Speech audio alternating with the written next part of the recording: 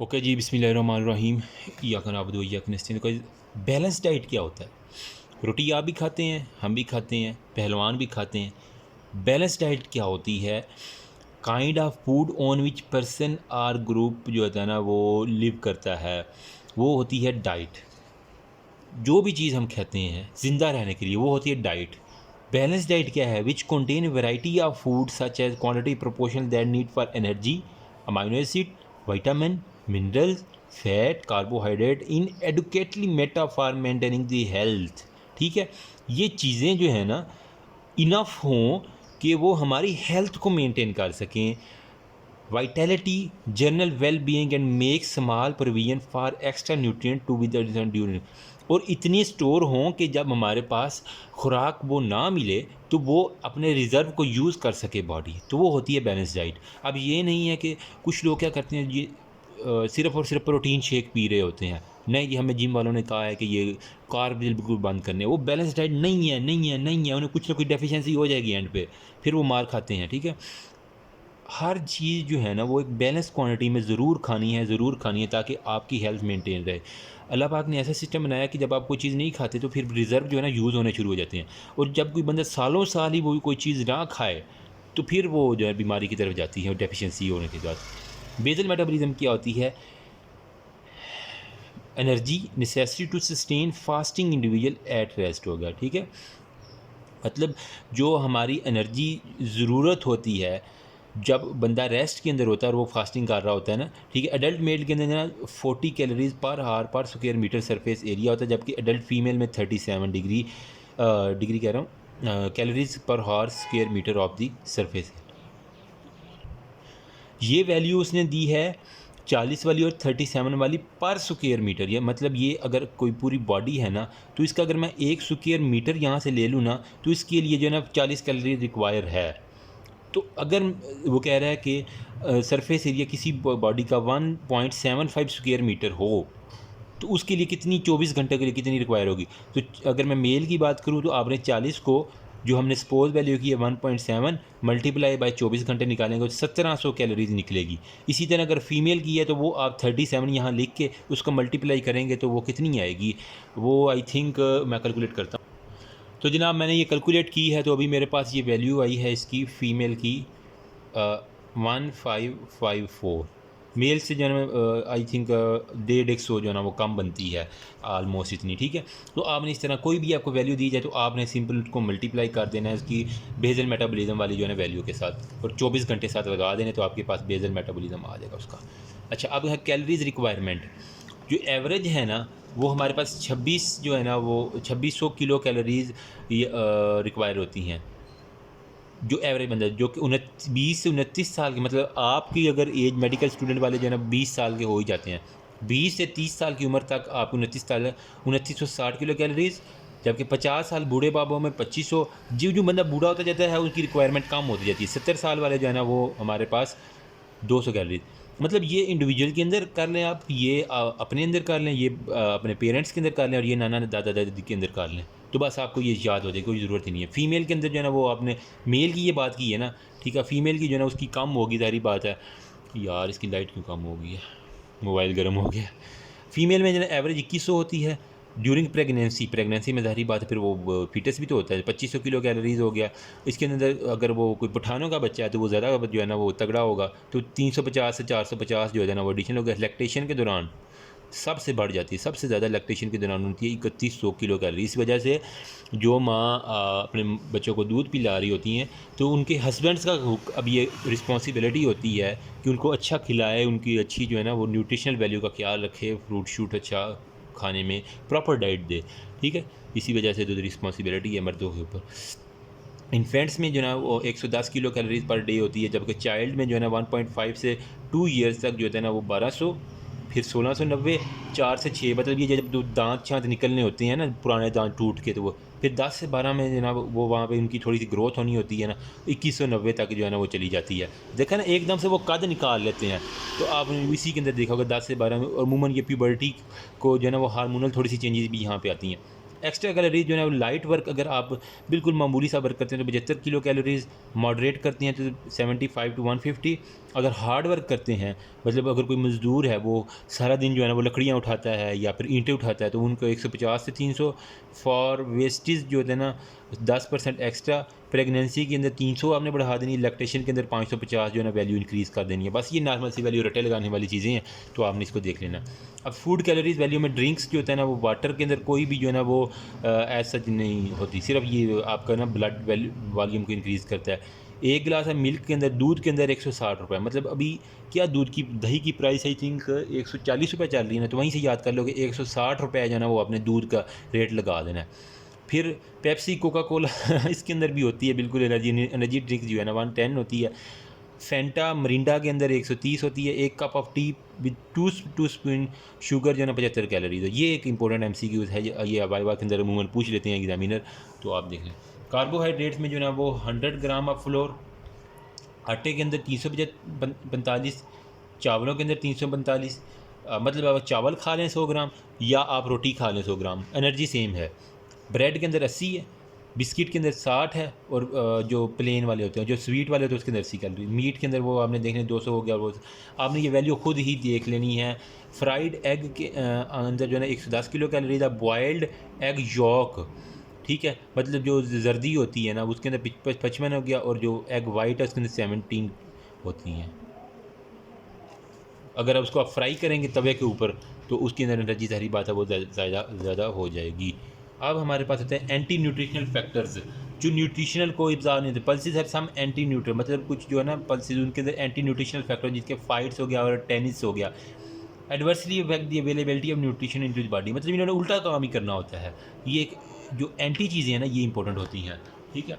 इसको मैं किसी और मार्कर से जो है ना वो हाईलाइट करता हूँ, फाइट्स एंड टेनिस, ठीक है, ये इंपॉर्टेंट दो चीज़ें हैं।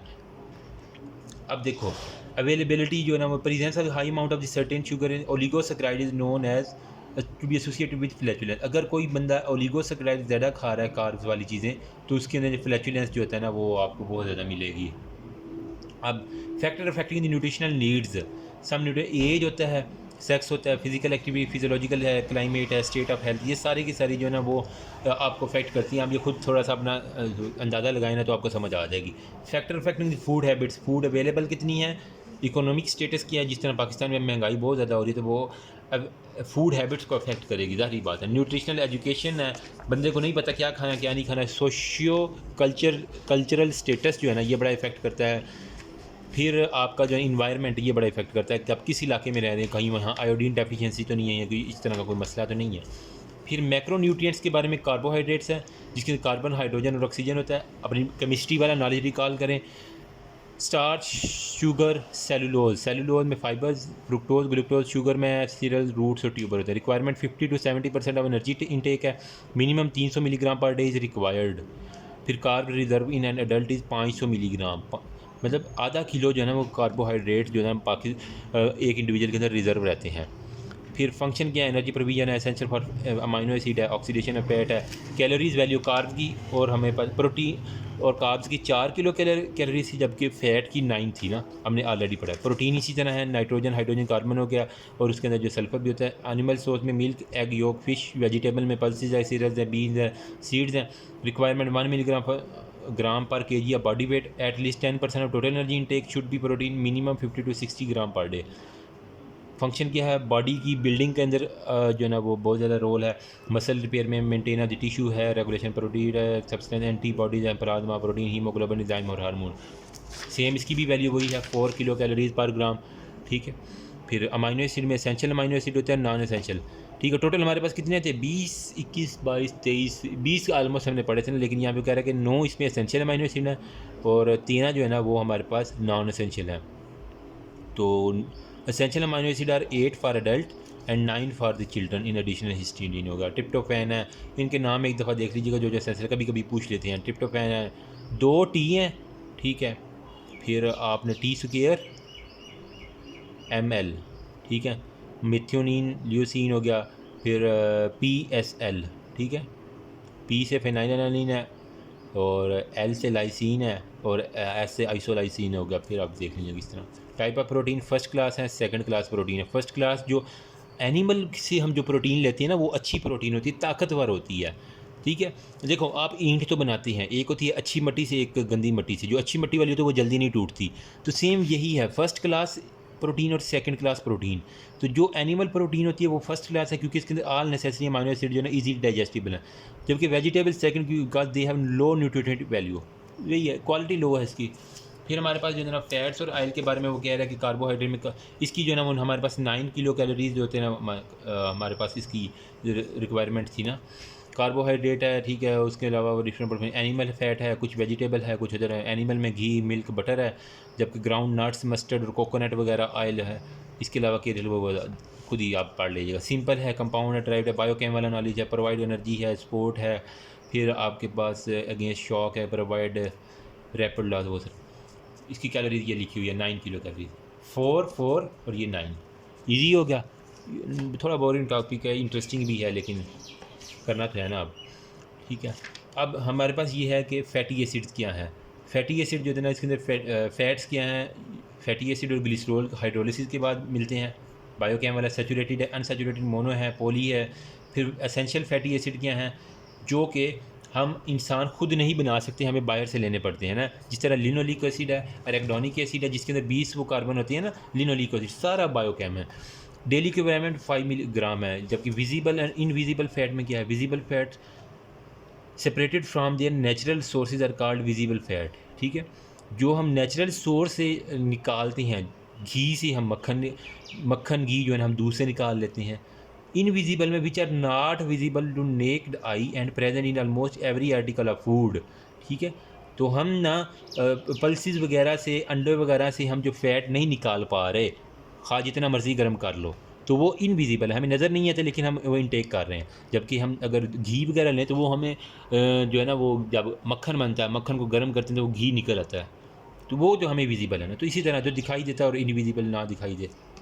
हाइड्रोजनेशन क्या होता है, mixing of the hydrogen with the vegetable oil under minimum temperature and pressure in presence of catalyst result in lipid oil converted into the small semi solid small fats known as vanaspati या घी। आपका घी बनाने का अमल hydrogenation है। Chemistry second year FSc याद करो, hydrogenation वाला सारा कॉन्सेप्ट वही है, सही है। मतलब आपने कैटलिस्ट डाला वेजिटेबल ऑयल के अंदर, उसको गर्म किया ऑप्टिमम टेम्परेचर के ऊपर, ठीक है। तो वो किसके अंदर गए, पहले वो सेमी सॉलिड में और फिर सॉलिड फैट में। आपने ऑयल और फैट में देखा जो होता है ना सर्दियों में, एकदम वट्टा बना होता है घी, जो अगर आप शॉप से जाके लें तो वो यही होता है कि वो हाइड्रोजिनेशन जो है ना उनकी हो गई होती है, और वो लो वेज। Unsaturated fatty acids are converted into the saturated essential fatty acid content is drastically reduced. इसके अंदर जो है ना वो जब हम हाइड्रोजिनेशन करते हैं तो हमारे पास इसका नुकसान ये है कि एसेंशियल फैटी एसिड इसके अंदर लॉस हो जाते हैं। इस वजह से हम तो अपने घर में जो है ना वो घी कभी नहीं लेके आए, ऑयल ही यूज़ होता है। घी में जो है ना वो बस ओबेसिटी है, क्रोनरी हार्ट डिजीज़ है, क्वाशिकोर है, कैंसर हो गया, और ये सारी की सारी। थोड़ा सा यार महंगा है तो, लेकिन उसके फ़ायदे ज़्यादा है ना, आप कार्डिक डिजीज़ से थोड़ा सा। बाकी माइक्रो न्यूट्रिएंट्स में क्या होता है, वाइटामिन होते हैं, मिनरल्स होते हैं। वाइटामिन जो होता है ना वो organic substance occur in many food small amount में होते हैं, नॉर्मल मेटाबॉलिक फंक्शन के लिए होते हैं। ADE के फैट सोल्यूबल, वाटर सोल्यूबल में जितने भी बाकी इनके अलावा बाकी है ना B1, B2, B3, B6, 12 और विटामिन C, ये water soluble. Simple, that's all about. Hopefully के रीडिंग एक दफ़ा हो ही गई होगी ना, ठीक है। तो यहाँ पे एसेंशियल फैटी एसिड में सबसे ज़्यादा ट्रिप्टोफैन है, TP ट्रिप्टोफैन, ठीक है। तो वो 0.5 ग्राम होता है, ठीक है, सबसे कम है। और सबसे ज़्यादा वैलीन जो है ना वो इसका 1.6 ग्राम है, ठीक है। देखिए अपर वाली और लोअर वाली जो है ना, नहीं 2.2 भी आ रहा है ना, ये भी 2.2 है, ये भी 2.2, सॉरी, ठीक है। तो ये वैल्यूज़ जो है ना थोड़ी सी इसको अगर एक नज़र मार लीजिएगा तो बस सबसे कम ये 0.5 आ रही है, सबसे ज़्यादा ल्यूसीन, मेथोनिन है, और फिनाइलएनालिन होगी। That's all about. बाकी नेक्स्ट वीडियो में मैं कोशिश करता हूँ सारी की सारी जो है ना वो कवर कर दें। तो थैंक यू सो मच। नहीं यार, अल्लाह हाफिज़।